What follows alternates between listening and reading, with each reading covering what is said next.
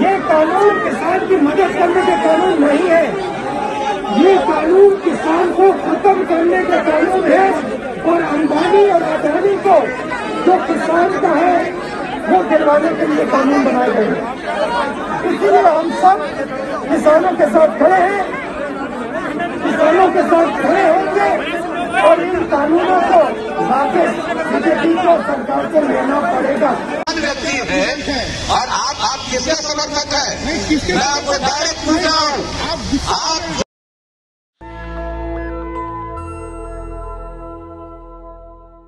नमस्कार, मैं शंभू कुमार सिंह और आप देख रहे हैं नेशनल दस्तक। आज भारत की आयरन लेडी, यूपी की पूर्व मुख्यमंत्री, पूर्व लोकसभा सांसद,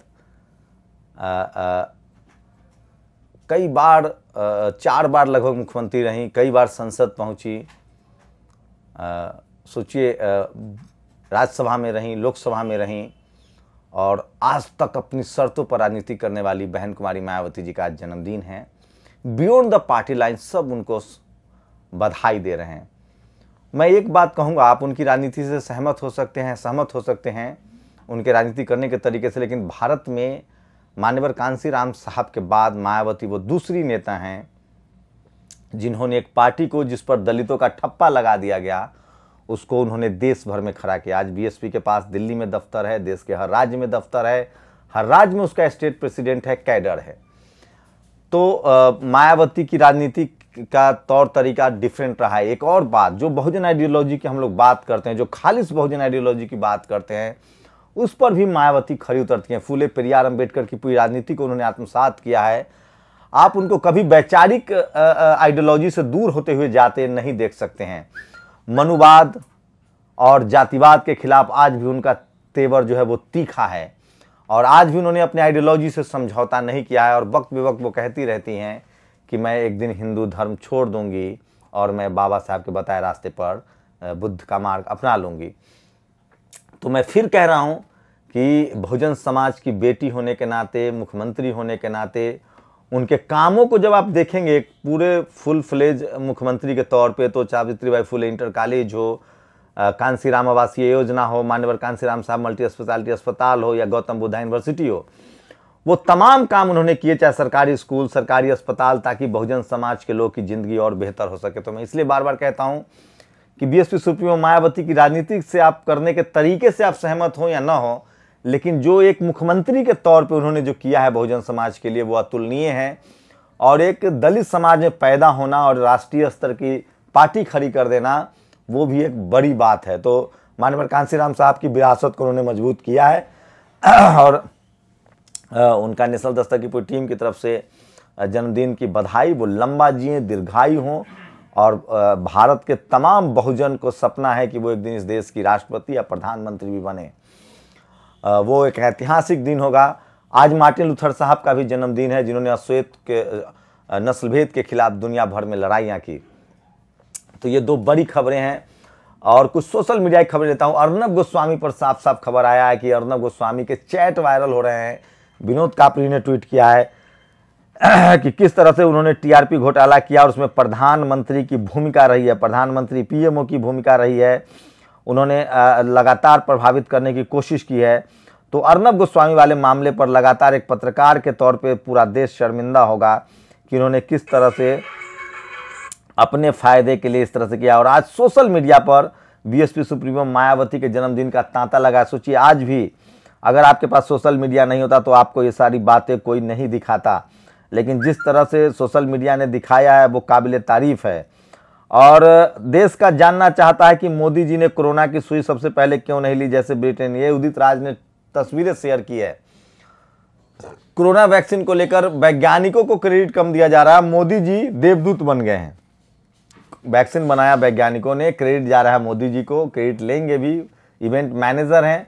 लेकिन उदित राज ने सवाल उठाया है और उन्होंने तस्वीरें शेयर की है। तस्वीरें देखिए कि दुनिया भर में कोरोना के वैक्सीन के जो प्रमुख है, देश के प्रमुख है, वो उसको ले रहे हैं, लेकिन भारत में मोदी अमित शाह क्यों नहीं ले रहे हैं। ग्वालियर में हिंदू महासभा ने स्वतंत्र भारत के पहले आतंकवादी गोडसे के नाम पर लाइब्रेरी खोला गया। सोचिए, ग्वालियर में लाइब्रेरी खुली, हंगामा मचा और किसी की गिरफ्तारी नहीं हुई। बुलंदशहर में आपने वीडियो देखा है किस तरह से धर्म के नाम पर, सनातन के नाम पर गाली गलौज हो रही है। अगर यही कोई दूसरे लोग होते तो NSA लगा दिया जाता, UAPA लगा दिया जाता। तो मैं बार बार कह रहा हूं कि ये सरकार जाति विशेष, धर्म विशेष, जो मनुवादी जातिवादी लोग हैं उनको बचा रहा है। एक प्रेस क्लब में एक साधु मुझसे कह रहे थे कि मुझे कह रहे थे, वो इंटरव्यू आप देखिएगा नेशनल दस्तक पर, जो मैंने लव जिहाद पर पूछा था, वो कह रहे थे कि मैं तुम्हें सीधा कर सकता हूं और तुम कुछ नहीं बिगाड़ सकते हो क्योंकि मेरी सत्ता में सीधे हनक है। तो जाति का गुमान बहुत अंदर तक होता है। ये तस्वीरें भीम आर्मी की है जिसने किसान आंदोलन का उन्होंने समर्थन किया है। और आज बहन कुमारी मायावती की वो तस्वीरें देखिए, ये वो तमाम तस्वीरें जो ऐतिहासिक तस्वीरें हैं और जिनको लोग शेयर कर रहे हैं। उसी दौरान एक खबर MP के शिवपुरी से है जहां भाजपा की महिला मोर्चा की जो नेता हैं वो दारू बेचने के जुर्म में गिरफ्तार हुई हैं। और बिहार में भीम आर्मी नेता की हत्या हुई है, उसको लेकर है। और किसानों ने 3 लोहरी कानून को जलाया है। और आज 15 जनवरी है, किसानों की बातचीत हो रही है। देखिए कि समिति बनी, उसमें से एक शख्स ने इस्तीफा दे दिया है, फिर भी बातचीत हो रही है। BSP सुप्रीमो मायावती ने भी कहा है कि सारी बातें मान लेनी चाहिए। तो ये तमाम बड़ी खबरें हैं। किसान आंदोलन सबसे ऊपर ट्रेंड कर रहा है। कोरोना वैक्सीन में वैज्ञानिकों के बदले मोदी जी को क्रेडिट दिया जा रहा है, लेकिन लोग सवाल पूछ रहे हैं कि कोरोना वैक्सीन जो है वो मोदी जी पहले खुद क्यों नहीं लेते हैं। जिस तरह से MP में एक मौत हुई है, उसके बाद सवाल खड़े हुए, उसके बाद आनन फानन में जांच आयोग बैठा के उसको रफा दफा कर दिया गया। वहीं अर्नब गोस्वामी पर बड़ी खबर है कि अर्नब गोस्वामी फिर से फंस सकते हैं। उनका चैट जो है वो वायरल हो रहा है। तो आप समझिए कि किस तरह के हालात हैं और देश में लॉ एंड ऑर्डर की क्या हालत है। और जितने ब्यूरोक्रेट्स हैं, जाति विशेष के जो ब्यूरोक्रेट्स हैं, वो रिटायर होने के बाद BJP में शामिल हो जाते हैं। एक तो इससे कहा नहीं जा सकता है कि वो जब सत्ता में रहे होंगे, जब वो नौकरी में रहे होंगे तो उन्होंने उस पार्टी विशेष को फ़ायदा पहुंचाया होगा। तो और 26 जनवरी को कोई विदेशी मुख्य अतिथि नहीं, आत्मनिर्भर भारत का पहला कदम है। ये पहली बार है कि 26 जनवरी जब मन रहा है देश में तो कोई विदेशी मेहमान हमारे धरती पर नहीं आ रहा है। ये भी मोदी जी हैं तो मुमकिन है। ये भी भारत के इतिहास में पहली बार हो रहा है, क्योंकि इंग्लैंड के प्रधानमंत्री ने मना कर दिया, कोई आना नहीं चाहता है। तो ये विदेश नीति पर सवाल है। अब इसको आप जैसे देखना चाहे देख सकते हैं। पुन प्रसून वाजपेयी ने कहा है आत्मनिर्भरता का पहला कदम 26 जनवरी को कोई विदेशी मुख्य अतिथि नहीं। तो ये भी भारत में पहली बार हो रहा है। तो तमाम चीज़ें जो है वो टूट रही हैं। इस बार तो बजट तक नहीं छपेगा। तो ये तमाम खबरें हैं जो समझना चाहिए आपको, और मीडिया ये सबको बताएगा नहीं। राहुल गांधी UP में हैं और वो लगातार किसान आंदोलन को लेकर सड़कों पर हैं। मुझे लगता है विपक्ष के नेताओं को भी इस तरह से सड़कों पर निकलना चाहिए। और UP पर नज़र है राहुल प्रियंका की। और ये वीडियो देखिए जो राहुल गांधी की तरफ से शेयर किया गया, वो भी सुन लीजिए। ये कानून किसान की मदद करने के कानून नहीं है, ये कानून किसान को खत्म करने का कानून है। और अंबानी और अदानी को जो किसान का है वो दिलवाने के लिए कानून बनाए गए हैं। इसलिए हम सब किसानों के साथ खड़े हैं, किसानों के साथ खड़े होंगे और इन कानूनों को वापस BJP को सरकार को लेना पड़ेगा।